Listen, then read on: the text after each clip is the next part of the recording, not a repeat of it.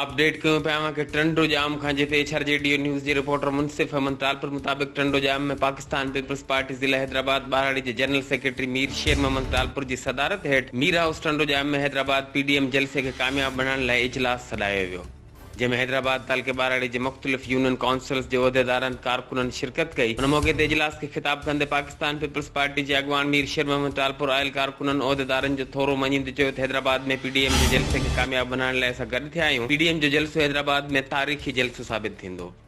हिननि जो वधीक चवणो त वफ़ाक़ी सरकार अवाम खे बुख बदहाली खां सवा कुझु बि नाहे ॾिनो। अवाम इमरान सरकार खां तंग थी वई आहे। पीपल्स पार्टी अॻवान मीर शेर मोहम्मद तालपुर जो वधीक चवणो त पाकिस्तान पीपल्स पार्टी जा सिपाही आहियूं। अॼु जेके वॾनि उहिदनि ते वेठल आहिनि उन्हनि ते पार्टी क़यादत जूं महिरबानियूं आहिनि।